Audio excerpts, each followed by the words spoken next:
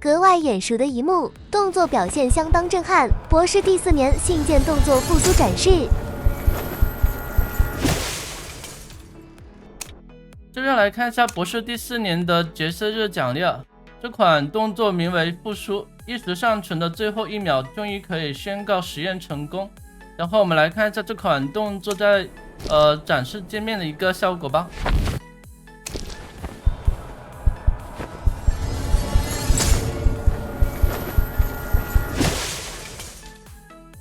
哇，这动作有点震撼。这里可以看到地上躺着一个实验体吧，然后站起来，这个掐脖子的姿势是不是很眼熟啊？ Don't be impulsive. The world isn't what you think it is.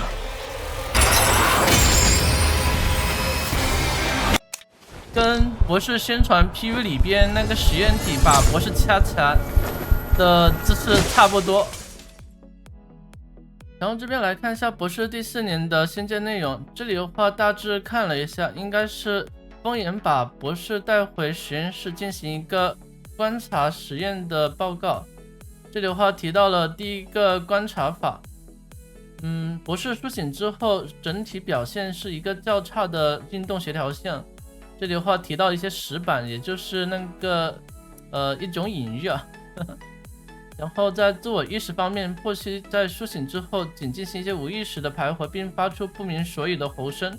这个吼声应该是指局内那个声音啊。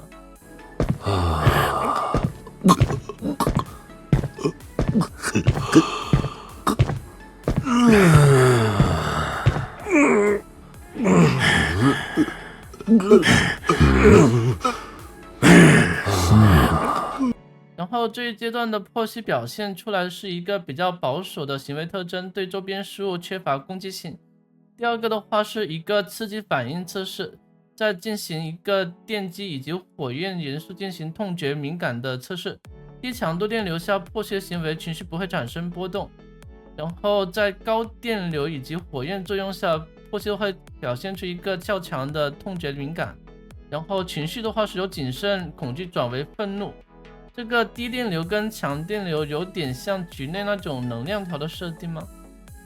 这里的话，高能量状态下以一种超越常人的力量扯断仪器，就像局内冲刺一样。然后第3条就比较科幻了，它这里的话提到就是实验体苏醒后的3周，风眼开始为其提供机械跟书籍。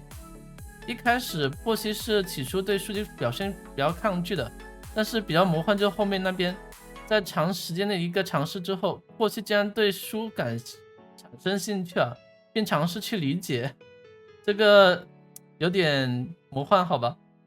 然后更魔幻的还后边，就是他会利用实验内的工具来改造自己的左手手臂结构，这个跟子过那个强化手臂有些相似啊，感觉应该就是他的一个原型吧。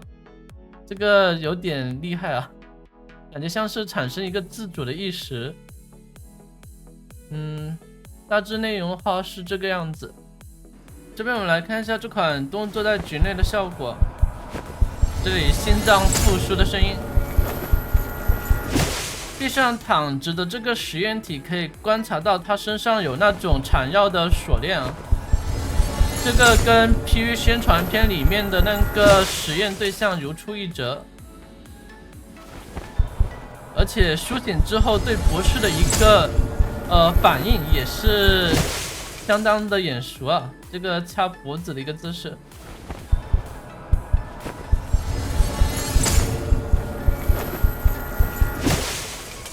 总的来说，这款动作无论时长还是特效还是相当做的非常用心的。好了，以上的话就是本期视频大致内容，我们下期视频见吧，拜拜。